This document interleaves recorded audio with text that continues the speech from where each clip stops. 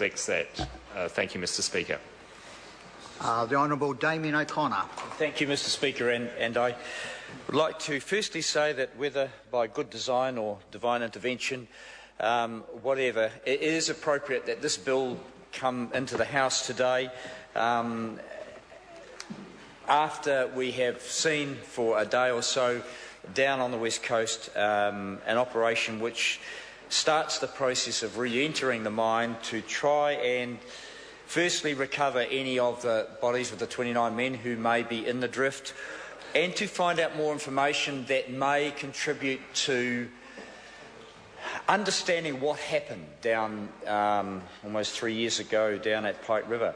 Mr Speaker, I think the families who may be closely or will be closely monitoring what's happening on the coast and maybe monitoring what's happening in the House here should be comforted in some small way by the fact that that terrible tragedy has led to this legislation, has taught each and every one of us in Parliament some lessons, and hopefully the whole of New Zealand some lessons. And it's one that the family has come to accept for some time, is that all the wonderful words that come from Parliament mean nothing.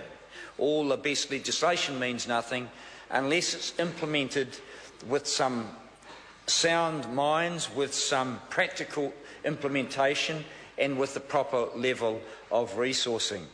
Mr Speaker, the bill is, as is said by previous speakers, in 3 parts. It is a good piece of progressive legislation. It is not the answer to all health and safety in New Zealand. Indeed, we're going to have to do a lot from Parliament all the way down through the system, including resourcing, to ensure that we have better health and safety in this country across all industries, not just in mining, because the reality is we have an abysmal record. There are too many families, not just 29 from Pike River, but in fact tens and tens of families across this country every year who lose their loved ones through workplace health and safety accidents. And we each have a responsibility in Parliament here to do whatever we can to stop that. Mr Speaker, in 1992 there was a naive piece of legislation passed, one that effectively relied on the market and on industry to implement the highest standards of health and safety that we expected. Well, we should expect in a first world country. And all the testing and teasing and prodding of that legislation over a number of years really didn't give rise to any major change.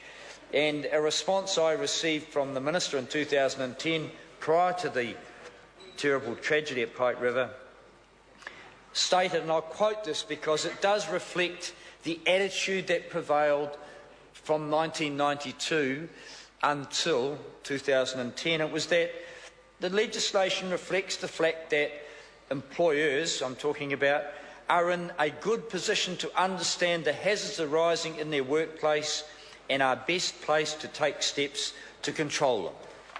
Well, there's probably a lot of truth in that statement. The question was, when they didn't control them, what then? And unfortunately, that is what happened at Pike River. The risks were known to so many. The day-to-day deficiencies were known to the company, but action was not taken. So what the legislation, this piece of legislation is doing in part, is starting to bring back in a regulatory regime that will place clear impositions and responsibilities on employers and employees too, to make sure that action is taken where risks are identified. Mr Speaker, the sad I guess, response that I got, that I do read from time to time, is hopefully a response that no one should ever see from a government minister again.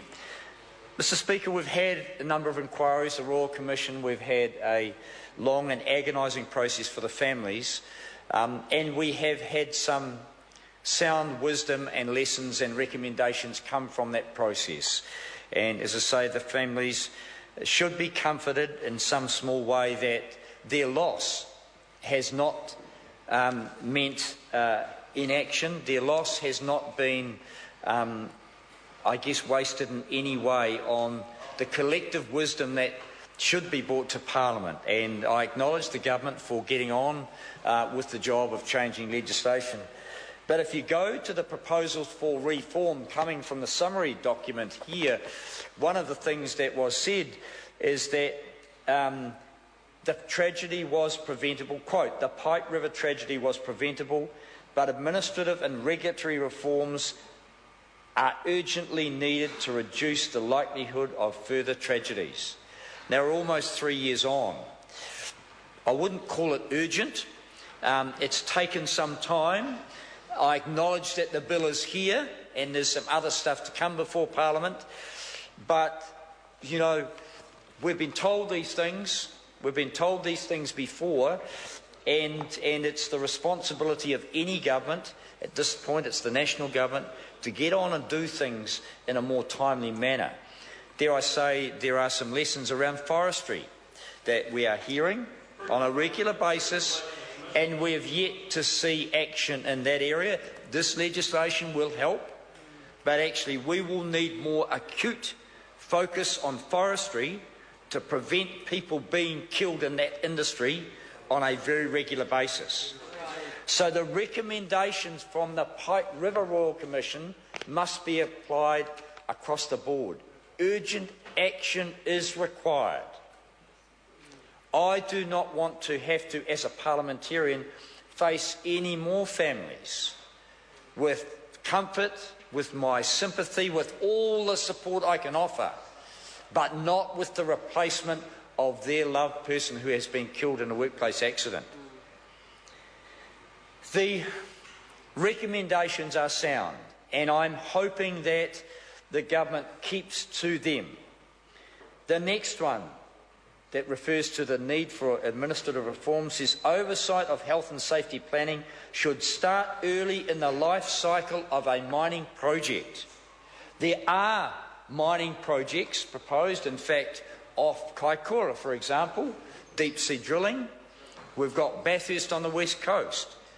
I need to be reassured that health and safety is right up alongside capital raising and basic environmental planning, Mr. Speaker, because it is worthy of that first-line consideration.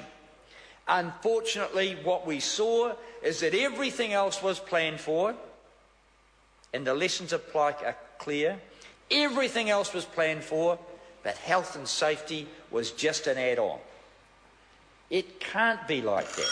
Just as we have incorporated environmental planning into the first part of any mining project, any building project, any economic project in this country, health and safety must be part of that as well. I hope that the legislation in setting up WorkSafe New Zealand sets up an agency that is well resourced, that can check on every proposed project and ensure that health and safety is part of the planning, alongside capital, alongside environmental management. I hope that the government follows through with the resourcing to ensure that happens. Mr. Speaker, there are the two parts of the legislation that are, of course, incorporated. That's amending the 92 Act to take into account the unique aspects of mining and all underground operations and quarrying. I think that is essential, and that has been, as I say, widely acknowledged. And can I say the third piece is the setting up of mines rescue, or giving them more authority, more autonomy, and the need for more resources is just as urgent. Some of the problems that occurred at Pike River at the time of the accident were because of uncertain authority through mines rescue. That cannot ever happen again. The people with the wisdom and the knowledge who are on the ground should be the ones making the decisions, not some person sitting on their chuff in Wellington, as happened with the Pike River tragedy. Mr. Speaker, it would never have brought back the lives of those 29 men, but it is imperative upon each and every one of us that we support this legislation to make sure that prevention occurs at every step of the workplace operations, and that whenever an accident occurs, we have the right systems in The place member's time has to expired. deal with it. I call Kevin Haig. Thank you, Mr. Speaker. Can I begin by